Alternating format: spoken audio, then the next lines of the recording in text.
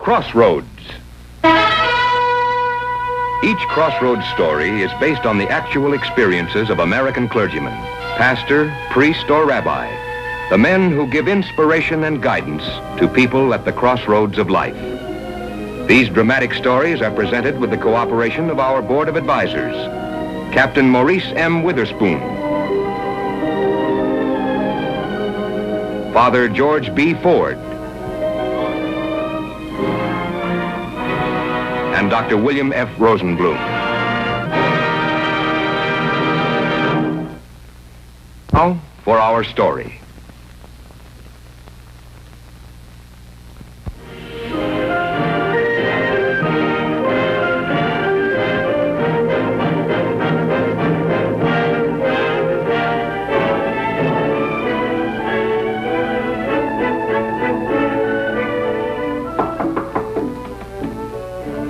Come in, please.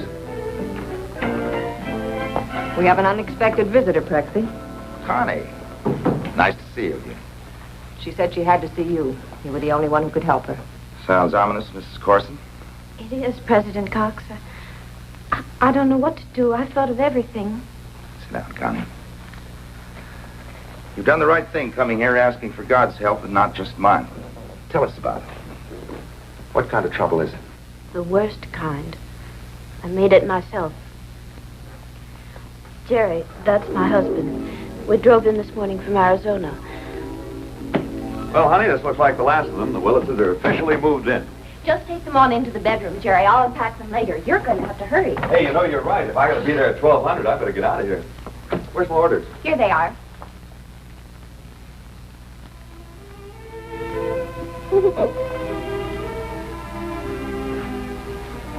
I hope you won't give the duty officer the impression you're in a hurry to go to Japan. We like having you here. That makes it unanimous, too.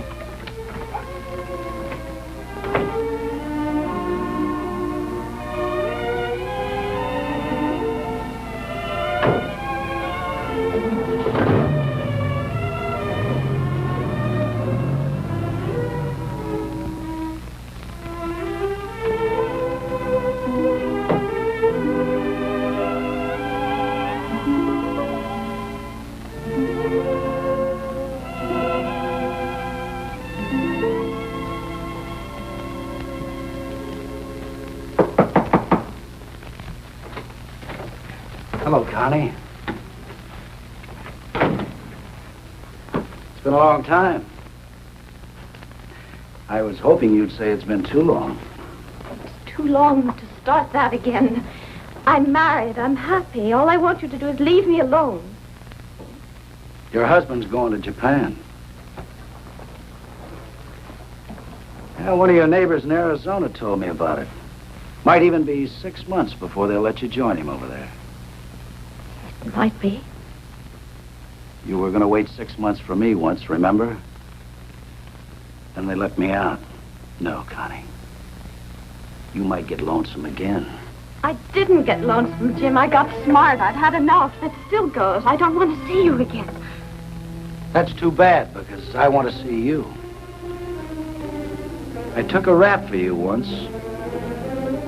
All I have to do is write a letter to a certain chief of police and tell him what he's always wanted to know about the woman who was with me on that job. You know, where he can find her.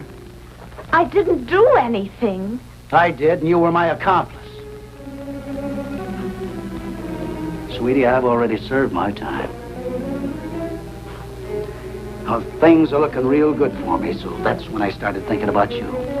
Yeah, we can start working together again. I'm not working. Oh, but you will be, because I've got something all lined up for us. I'll call you day after tomorrow. That'll give me time to case the job. I can't just walk out of here. I'd have to tell my husband something. That's right. But you'll think of something. What do you want me to think for both of us? I don't know why I think you should help me, President Cox. You and Dean Corson did everything you could for me when I was a student here. I've got an awful nerve coming to you now. I made this trouble myself. If I'd only listened to what Dean Corson had told me. Connie, I'm not all that profound. When I tried to correct you, you were Well, you were one of 100 girls. And you weren't the only one who ever caused me trouble. I don't recall our exact words, but it's certainly possible they weren't inspired. I'd like to disagree with both of you. None of us failed, Connie. As long as you knew where to come to when you were in trouble. From my viewpoint, that is all the success that God would allow me to enjoy with any student. That they trust me. But I don't know what you can do for me. Bannister says he'll see that I go to jail if I don't do what he wants me to. I believe him. Let's examine that first, Connie. I'm sure that you understand, as president of this college and an ordained minister, that I can't presume to forgive a debt to society if that debt was incurred. What did you and Bannister do out in Arizona? I met him right after you sent me home, President Cox. I was looking for a thrill, I guess. We ran around with a pretty wild bunch of kids, did things just for kicks. Then Bannister, Jim, said it was time we turned pro, got a real charge. The other kids were scared, but I wanted to show Jim that I was his kind of girl. I drove him to the liquor store that he was going to hold up. He went inside, and I sat there with the engine running. I saw a policeman coming. I was afraid. I got out of the car and I ran. The officer saw me, but he was never able to identify me. Jim got caught in the store and went to jail. We'll have to contact that police department and see if the charge is still open. I can't go to jail. My husband, if he finds out what sort of girl I was, I don't know what he'd do. My baby, what will happen to her? We know what will happen to her. If we allow Bannister to use this to force you to help him in new crimes, you can't cure one debt by making others. I came here because I wanted your help. I heard that, Connie, but you came to the wrong place.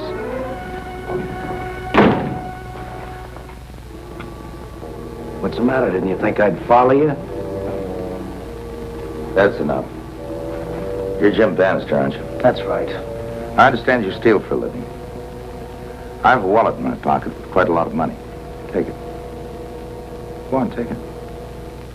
A man doesn't have to have any scruples where he steals from. Take it. Don't push me too far, Mr. Cox. Jim, don't. He's a minister. Doesn't matter what I am. It's what I have in my wallet. I was the Marine Corps pilot during the last war. Just pretend you're rolling another soldier. Forget I'm a minister. You know, there's some things that even I can't do. Now get out of my way because I don't want to hurt you. Excuse us, please. I'd like to talk to Mr. Bannister alone. Sit down, Jim. Smoke if you like. So how come you're not yelling for the police? Afraid she'll get into trouble? She will, you know. I don't think we'll need an officer, Bannister. Your entrance was a little unceremonious. And what I've heard from Connie about you is not very flattering. I have no charges to prefer against you. I just want to talk to you about what you're doing to Connie. So go ahead, talk. Jim, Connie had a bad start. She's come a long way since then. So? Now look, I'm not going to let her slide back to where she was. Or I'm not going to let you pull her back. You understand? Yeah, you're declaring war. Well, that's all right with me, Mr. Cox. Praise the Lord and keep your powder dry. Just a minute, I'm not finished. You're finished.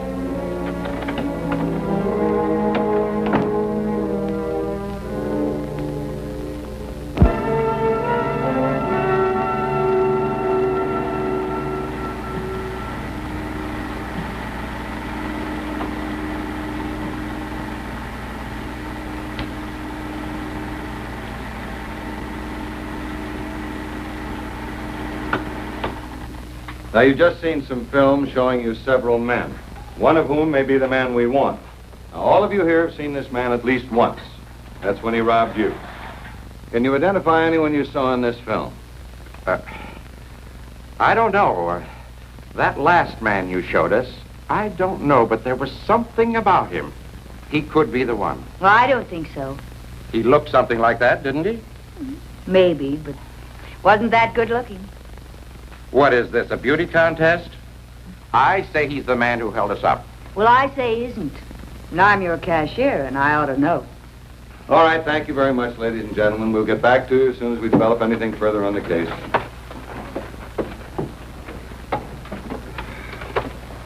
Well, that's one infallible thing about eyewitnesses, Doctor. If you've got more than one, you're in trouble. No two people ever see the same thing. I suppose it is possible that Bannister couldn't have robbed all these people. Well, a policeman learns to respect his hunches.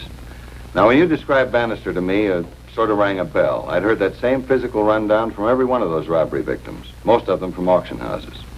The description could fit a lot of men, couldn't it? Yes, a lot.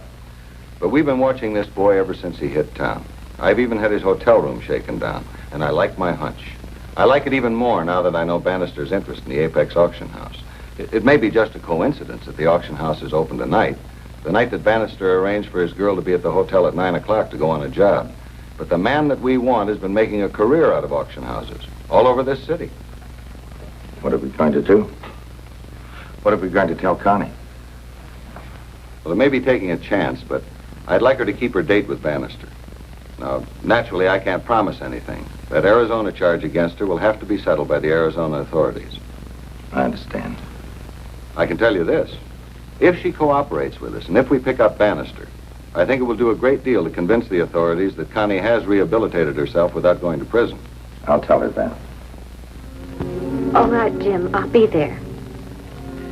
Make it 9 p.m. sharp here at my hotel room 312. Oh, this job will be a pushover. They're selling out some movie star's mansion, so there'll be a lot of money. Now, look, sweetheart, don't keep me waiting. I won't.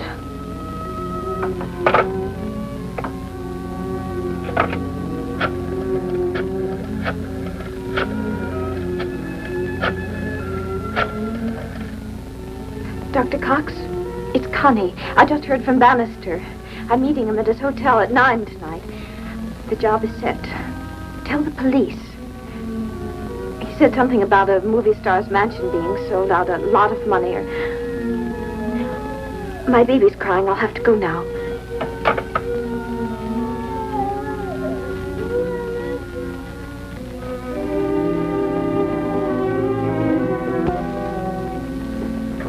Jerry? What can I do for you, honey? Want me to help you with the dishes? They're done. Well, I'm a helpful swab. I'm sorry, honey. Something's on your mind, Connie. Well, let's have it. Jerry, I've got a date tonight. Well, that's nice. Anyone I know? I'm serious. You know, I went to school out here at Pacific College. Well, I got to thinking about the school today, and I called the Dean of Women, Dean Corson. And we chatted for a while, and then she invited me out to her house. I'm afraid I said I'd come. Oh, well, that's all right. I'll drive you over. Well, what about Linda? She's asleep. Yeah, that's right. Well, she can cork off in the car crib just as easily as she can in the bedroom. I'll get her. I don't want to drag her out, Jerry. Why? A little night air isn't going to hurt her. Well, her ear's been bothering her. I think it's just silly for you to have to drive me a couple of miles. Well, it was just a neighborly suggestion. I didn't think it'd make so much difference to you. Do you want to call Mrs. Corson and find out if that's where I'm really going? Is that what you're driving at? Now, honey, what kind of a remark is that? Of course I'm not going to call Mrs. Corson. Well, if you don't trust me. Why shouldn't I trust you? You're a good driver. The car's insured, isn't it?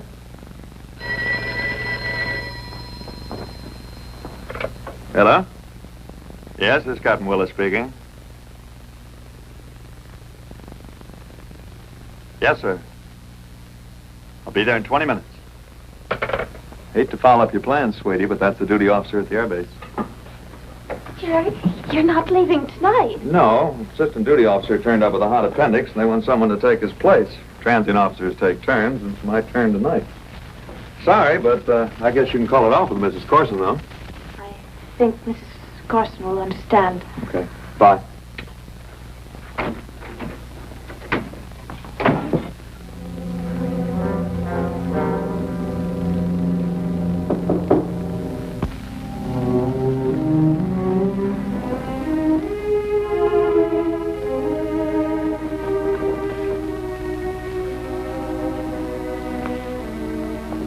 sorry I'm late.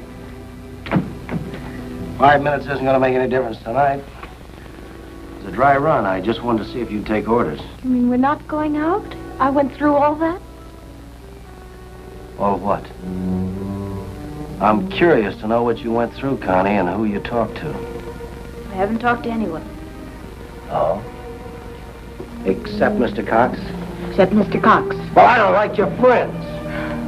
It's too bad. Yeah, too bad.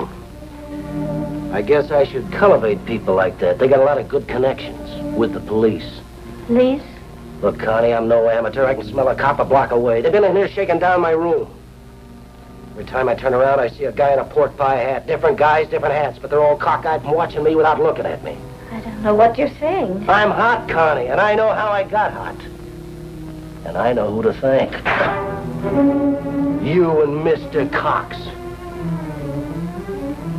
Now you get out of here. You tell your friends to call off the police because they're wasting their time. Just a minute.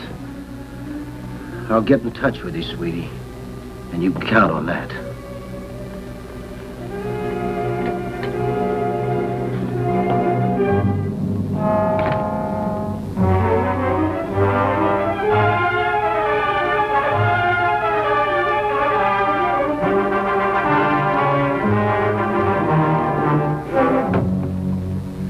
Telephone message was from Mrs. Corson. She's heard from Connie. Bannister evidently got suspicious and called everything off. What do we do now? Go home? You know, Doctor, we've been after this guy for a long time. I told you he was a sharp operator. This will give you some idea of just how sharp he really is.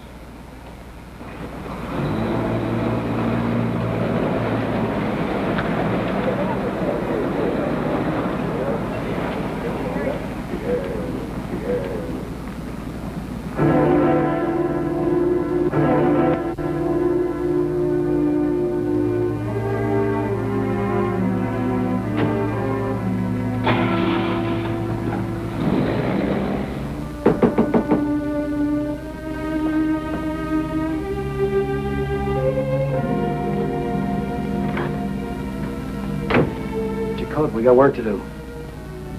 But you said the police were watching you. You didn't want to walk into a police trap. I've changed my mind. You know, you're really wired in. I tell you the deal's off and send you home, and the police call it a night. It's a good arrangement. I guess I got you to thank for that. Now, come on, get your coat. What am I going to do about the baby? What'd you do before?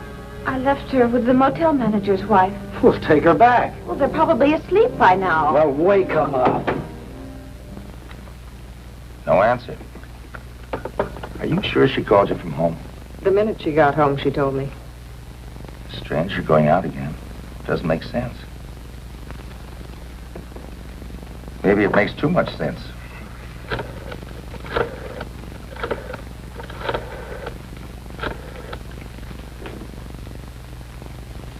May I speak to Inspector Howard, please?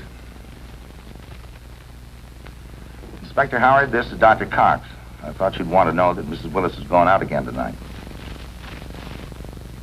I don't know, but sometimes even a minister has to play a hunch, Inspector. You said Bannister was a sharp operator. I'd hate to think he was too sharp. Right. I'll meet you there. Come on. I'm taking you to an auction.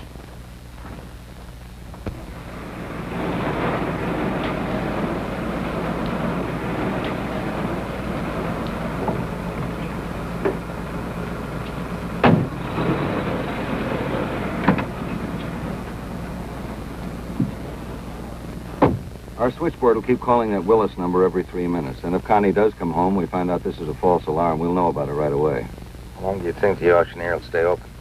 11:30? Maybe later. I guess it depends on how the customers are bidding. We give Bannister quite a lot of time. Well, too much. While we're sitting around here for an hour and a half, he could be driving the other side of town, hit some auctioneer over there. The only thing we know for certain about him is that he knows he's hot. Well, if he's smart enough to figure that out, sitting around here could be a waste of time. I should have anticipated this. When a minister starts playing hunches, it's time he remembered the power of prayer. Well, that's your department, Doctor. I'm going to call downtown, see what they can tell us.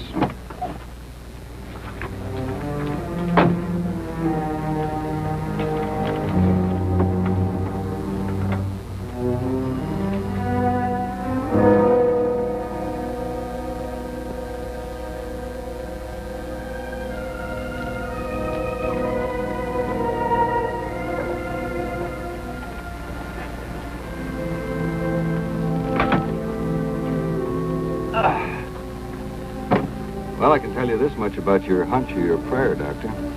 Bannister's not at his hotel. Desk clerk says he left shortly after 9 o'clock. Connie Willis still doesn't answer her phone, and the robbery detail reports no activity at any other auctioneers in town. So like the horse players say, we're still alive. That auctioneer stays open till 11:30. We've got about 20 minutes to live.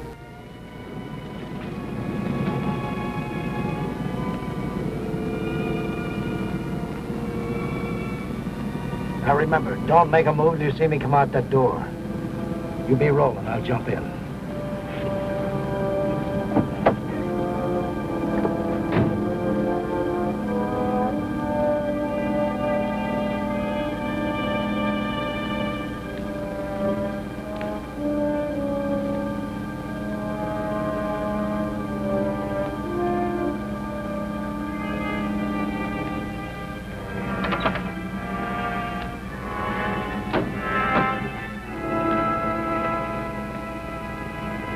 Connie, get out of here quick. Go over to my car. It's parked right over there. Hurry up.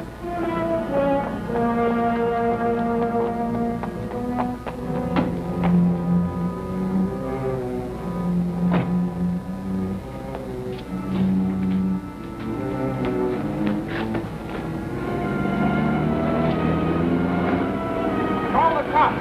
Oh, there he goes. Hey, stop that guy. Connie, what the... I wouldn't try that if I were you, Bannister. Just give me that gun and put your hands behind your head. Oh, you're a real cute guy, Mr. Cox. I hope you plan to visit your friend Connie in prison. You can take her some goodies on visiting day. Sorry, Mr. Bannister. I don't know anyone by the name of Connie. Inspector, you know anybody by that name? Connie Willis. Never heard of her. Well, the chief of police in Arizona... Funny thing, I talked to the chief. He doesn't know anybody by that name. Get out.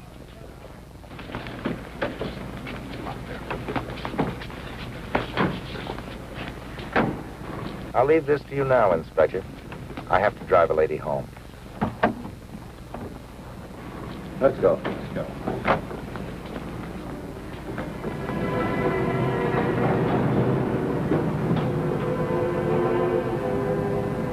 Connie, is that you, honey? Joe's home. What do I tell him? I'll save you the anxiety, Connie. I already told him. What did he say? Let him tell you.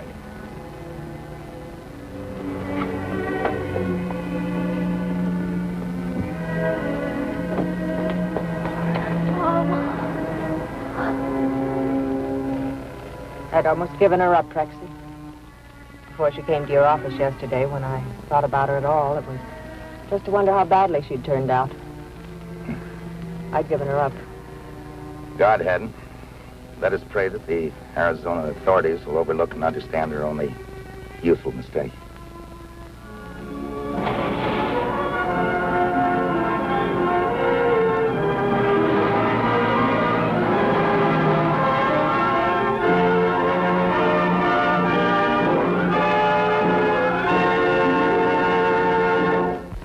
Stories for Crossroads are selected by our Board of Advisors, Captain Maurice M. Witherspoon, Father George B. Ford, and Dr. William F. Rosenblum.